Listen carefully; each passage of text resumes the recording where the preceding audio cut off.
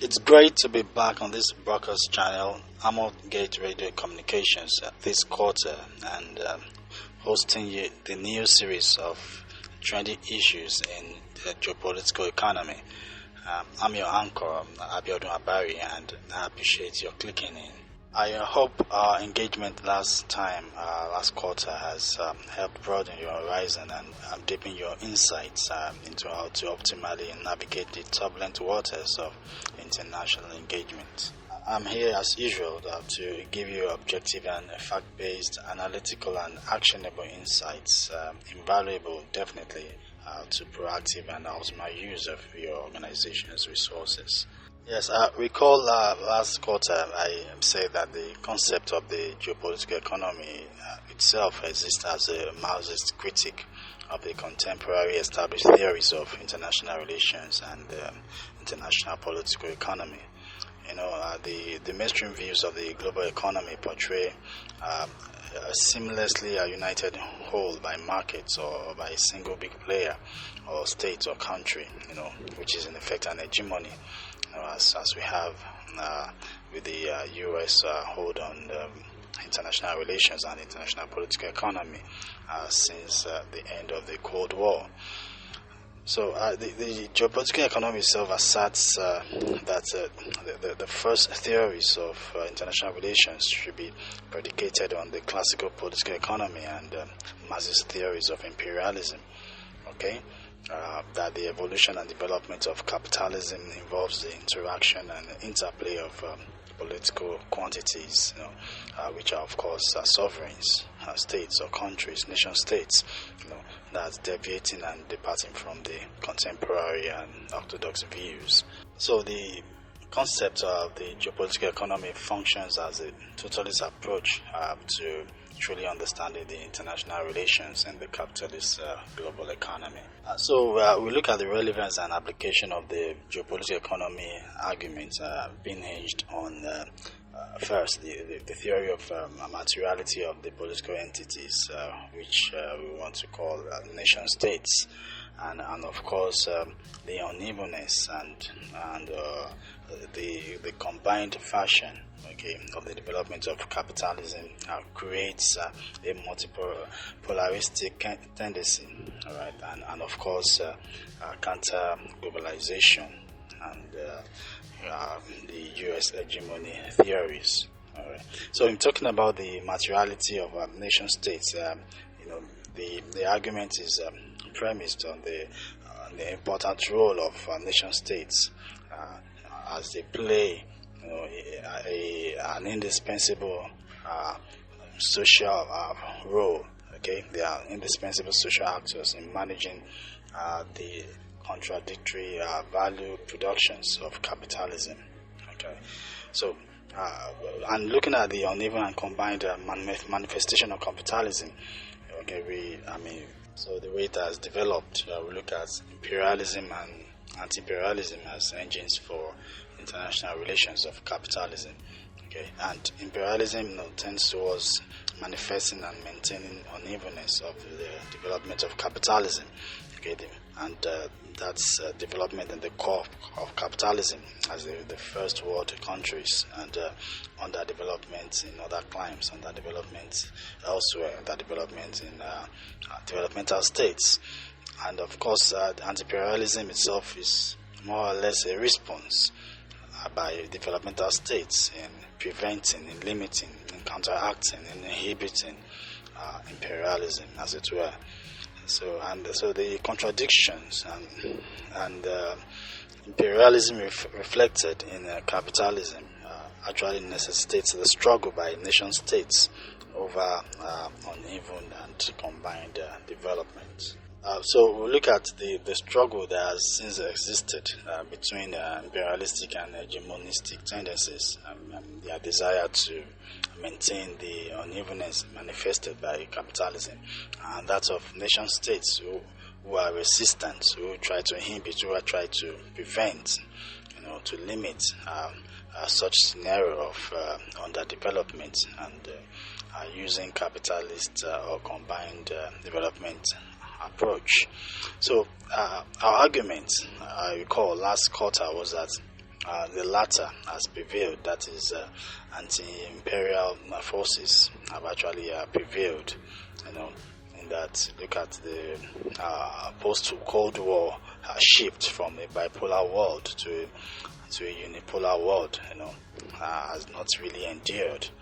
Recall that right after the Second World War, we had a bipolar world in which we had USSR and United States being the two world superpowers, and the world was turned between communism and capitalism, with USSR championing communism and United States championing capitalism. And of course we had nations that called themselves non-aligned then, but mainly we had a bipolar world. But right after the end of the Cold War, and with the balkanization of the USSR, we emerged with a unipolar world in which the US hegemony became the dominant factor, as it were. So the multipolarity of today's world is well established, and I gave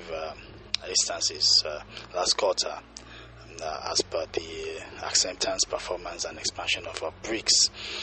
BRICS, of course, is the acronym of Brazil, Russia, India, China, and South Africa. The Geopolitical bloc, which was formed on 16th of June 2009, Yekaterinburg, Russia. And of course, that initial members of four. But South Africa joined in September 2010 on the sidelines of the United Nations General Assembly, at the meeting of BRIC foreign ministers in New York. Okay, and of course, you know that BRICS has expanded this year to in January 2024, including Egypt, Ethiopia, Iran, South Africa, and the United Arab Emirates, making 10 countries, and of course other countries have also applied to join. Right. So I also talked about the de-dollarization of oil transactions, Russian sale of oil and gas to China, India, and in Chinese yuan. Okay, but you know that India, with this conflict with China, is pushing back on the yuan request. So that was also a factor. And of course, the Russia-Ukraine conflict, I also talked about that in the realm of political realism, because we can talk about the political ideal, as in all nations are sovereign and no one nation is supposed to invade the other.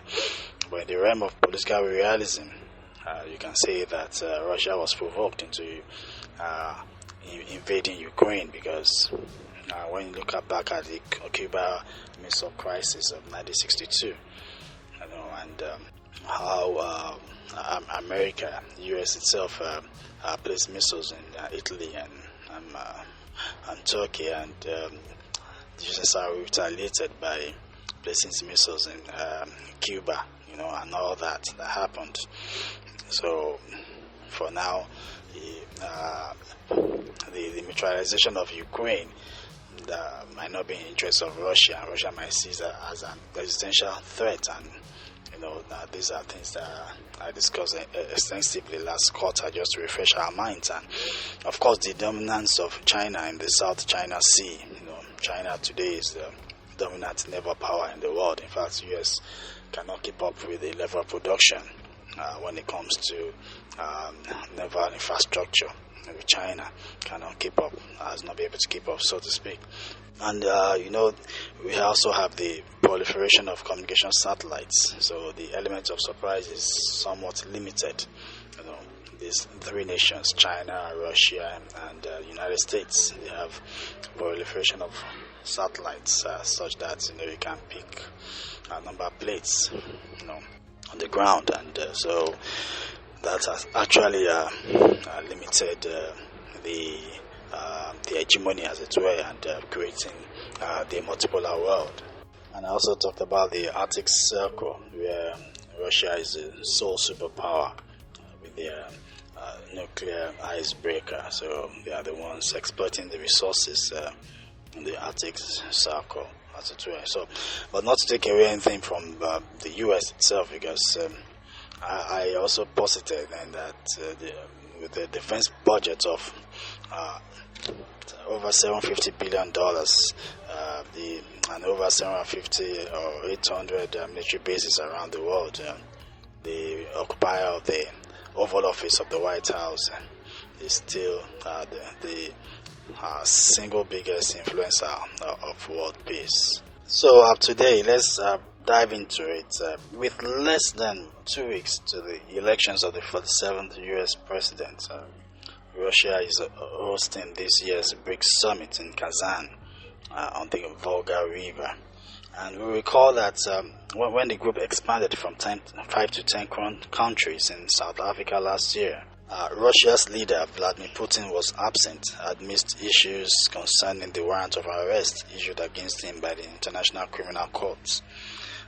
So, in year 15 of BRICS, Russia's hosting of the summit marks a contrast for Putin, who is playing a leading role in the group, upsetting the Western-backed hegemony.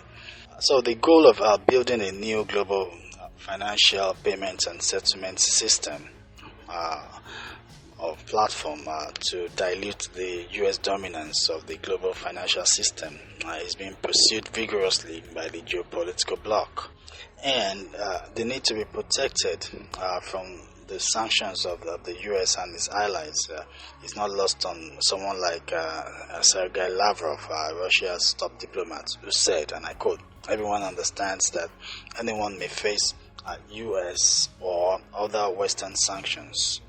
Right. And a BRICS-led financial system would facilitate, and I quote him now, economic operations without being dependent on those that decided to weaponize the dollar and the euro, net of quotes.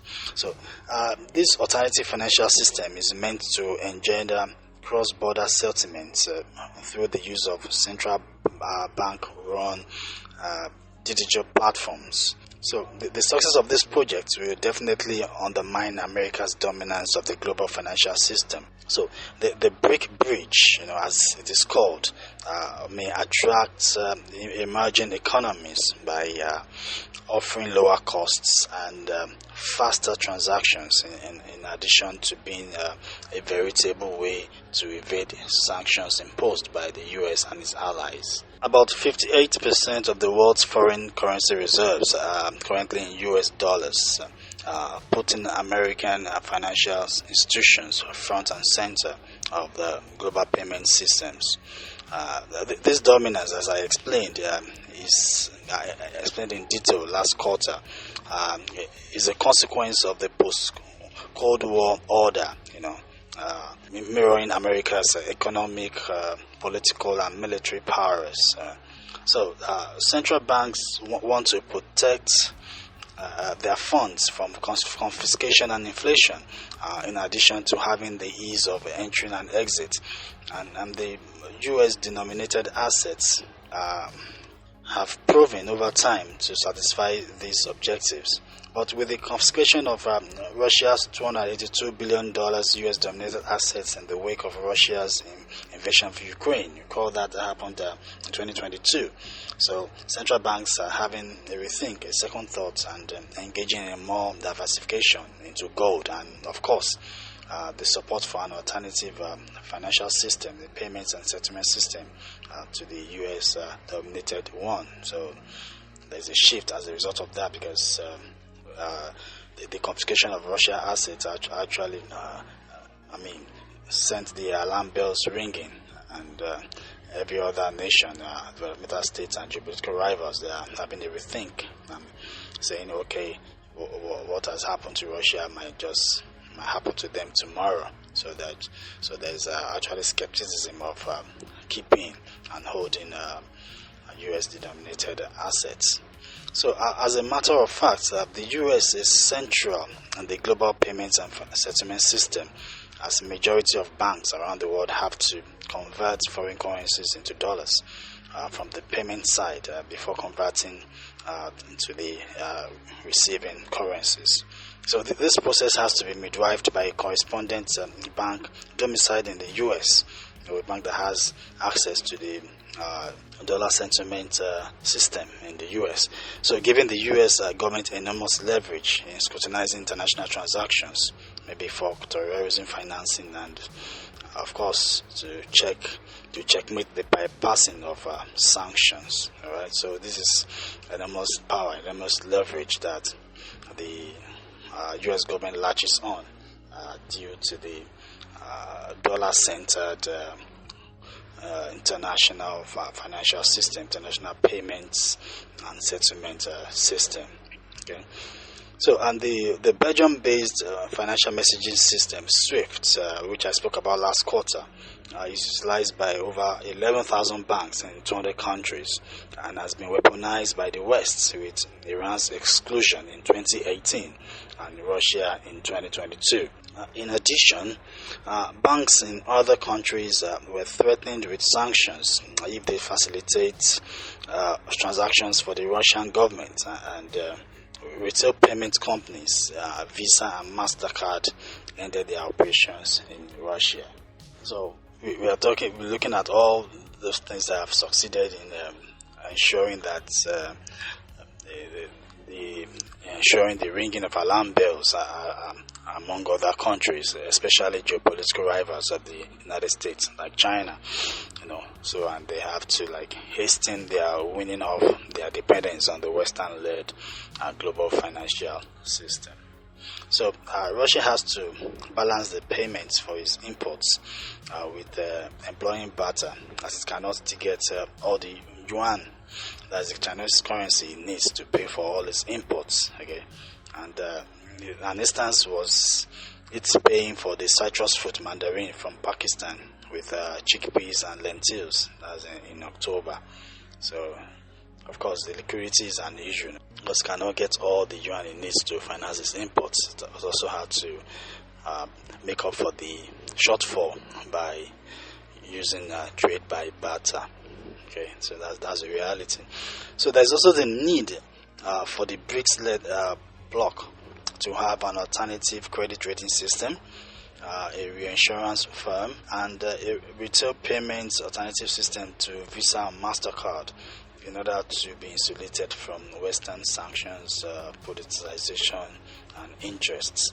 Those are structures that are necessary to have an effective alternative payments and settlement system, the financial system, an alternative to the dollar-centered current system.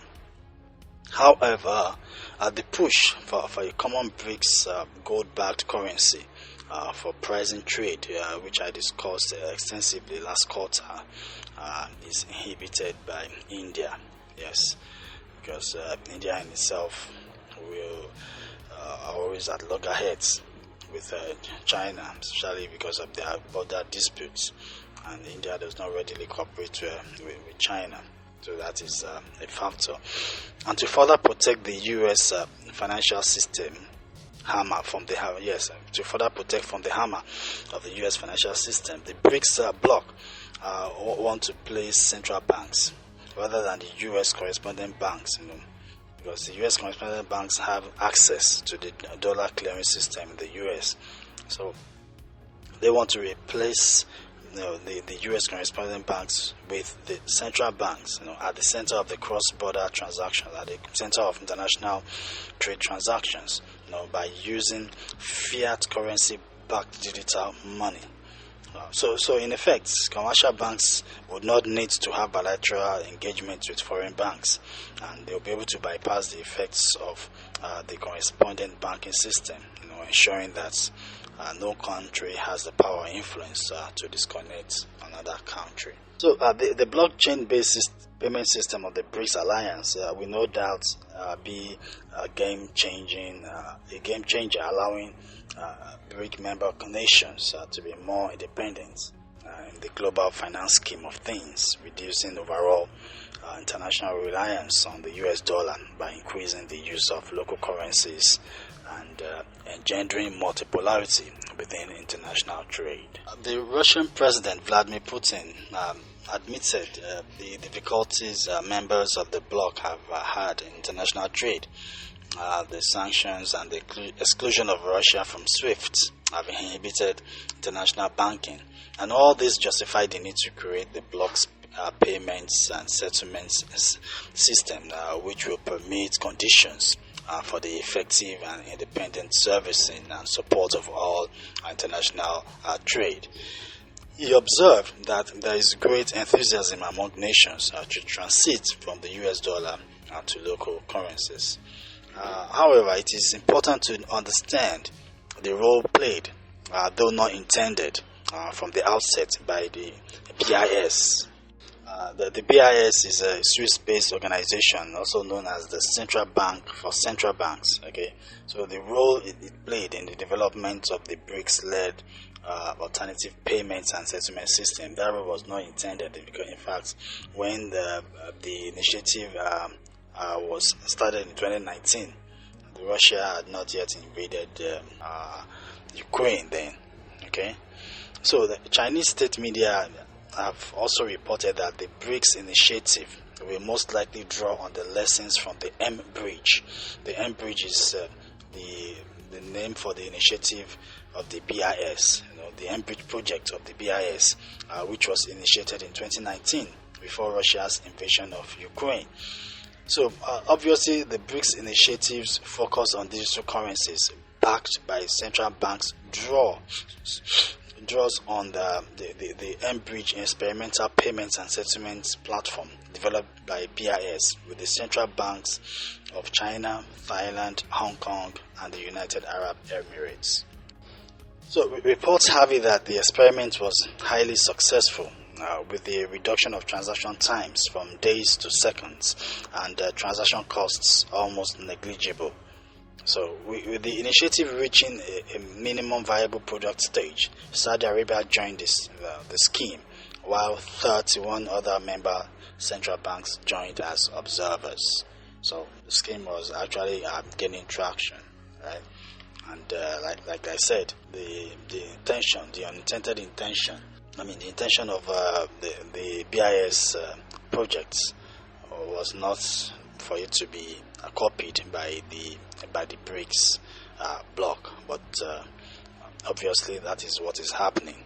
All right, just an unintended purpose that is actually playing out. So it must, however, be said that this initiative, which will ultimately weaken the dominance of the dollar, poses attendant geopolitical risks, since it creates a less expensive political option to bypass the dollar-based system. The gains of the new digital currency would reduce the use of the dollar in international trade and increase the use of the Chinese currency, the renminbi.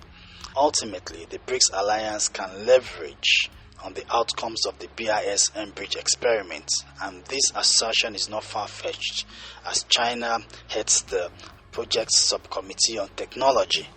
The subcommittee of technology is, of course, is concerned with the software and the code behind the projects. So in fact, the digital ledger for the M-Bridge was developed by the People's Bank of China, which is China's central bank. So we could hazard a surmise that this technology could be used to facilitate the BRICS plan outside of the BIS and the West. All right, so that is the risk posed. All right, so the BIS was hitherto given the mandate of improving the current system at the G20 summit, with China favoring the experimentation with digital currencies. However, members of the G20 have conflicting geopolitical objectives, even with Agustin Carstens, the BIS leader, calling for a re-engineering of the financial system and totally new structures.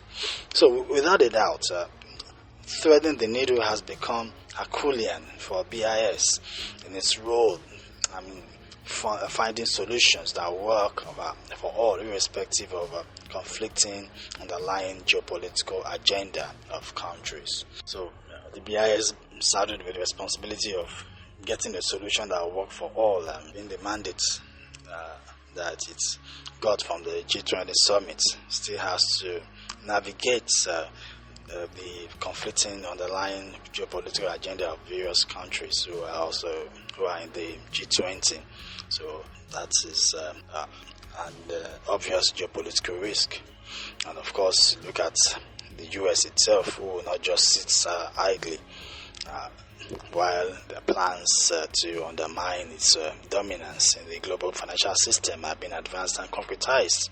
Okay, so that in itself is also a geopolitical risk. So it's better that the US will try to throw a spanner in the works of the alternative payment system to the dollar, to the dollar denominator one. So after having warned the BIS of the potential misuse by countries with rival geopolitical objectives. So trust the US to protect its interests where the interests will be potentially undermined. So while those plans are being advanced and concretized, the US will not just sit by idly. And it has already warned the BIS of the potential misuse by countries with rival geopolitical objectives. So, and this has actually made the BIS de-escalate its work. It's on the bridge, and also made it averse to admitting new members. So, and the US also may move to improve the existing dollar-centered system to make it more attractive than the alternative. As a matter of fact, the New York Fed combined with 6 other central banks in a BIS-led initiative, to make the dollar-based system quicker and cost less, as a counteraction to the end bridge, which is now being exploited by the BRICS-led bloc, that's latching on the intellectual capital of the end bridge, to create an alternative system to the dollar-denominated one. So, and the Belgium-based SWIFT has said that it will experiment with digital transactions next year, with the intention to leverage on its potent network effects and trust. That's as per some Jacques is head of innovation. So the general consensus that the current international payments and settlement system is not fast enough and is too expensive has impacted positively on the momentum of the BRICS-led alternative initiative. And over 130 countries, Nigeria inclusive, are already experimenting with digital money, and 13 of them are gearing towards its use for international payments and settlements for cross-border financial transactions.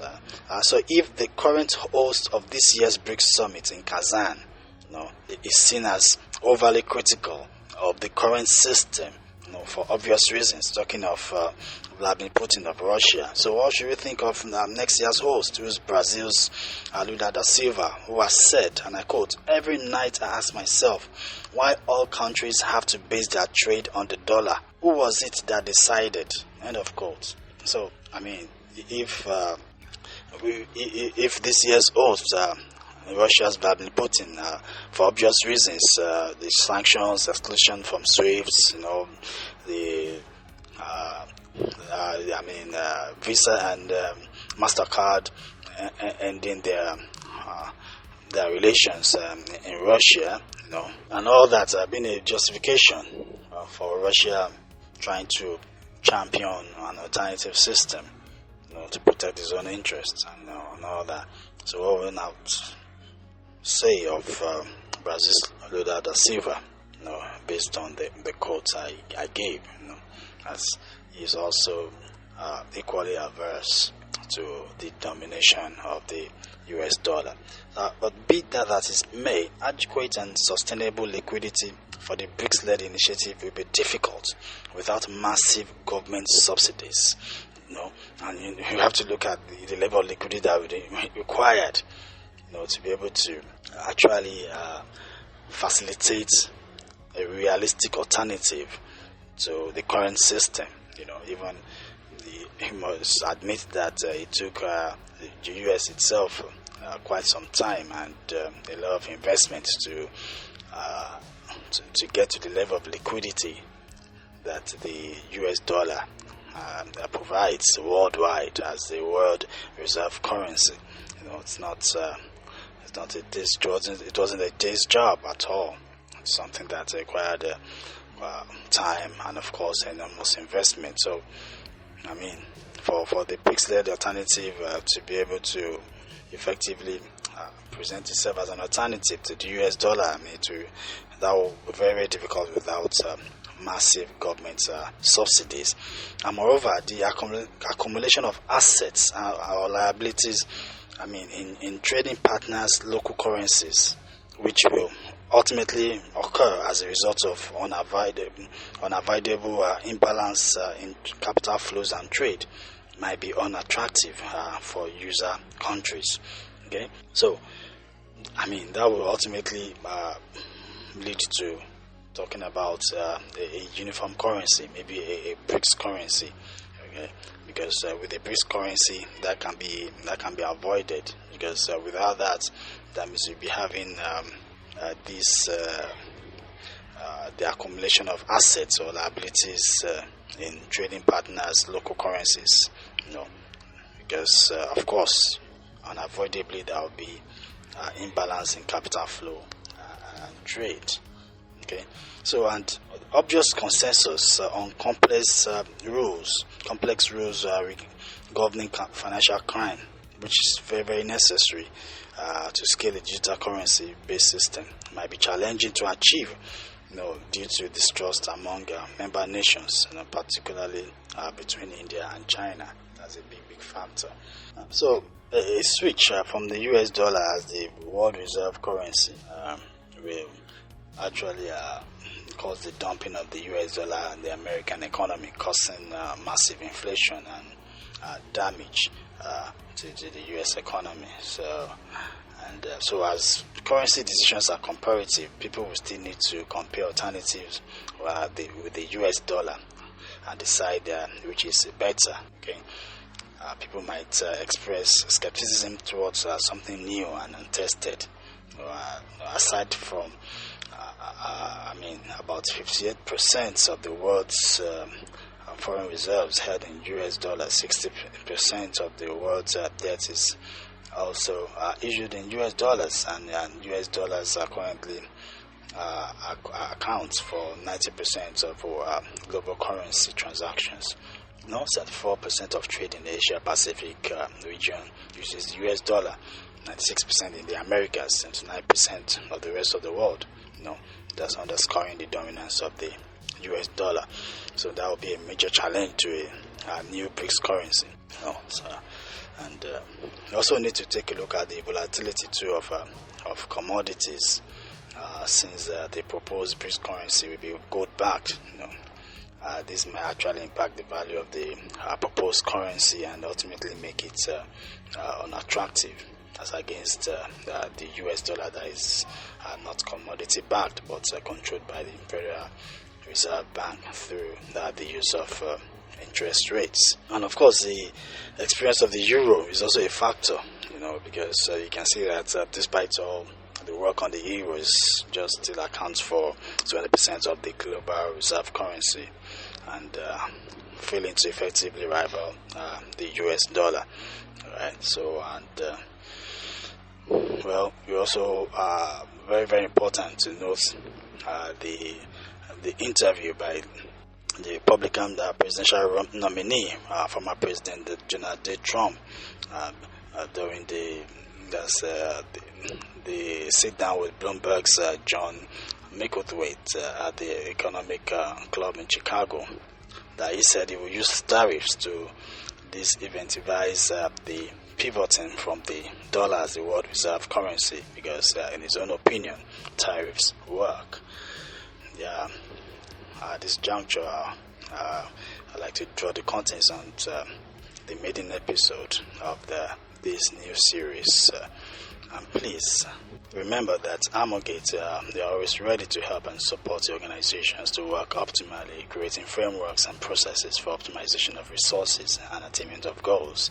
You can contact us on Facebook, LinkedIn, Instagram at the Amogate, and you can call us on +234 810 999 666. You can also visit our website at www.theamogate.org. Our email is contact@theamogate.org. I hope that the time we've spent together has been rewarding and worthwhile. Until I come up again on the devices, I say keep learning, keep impacting. Bye for now.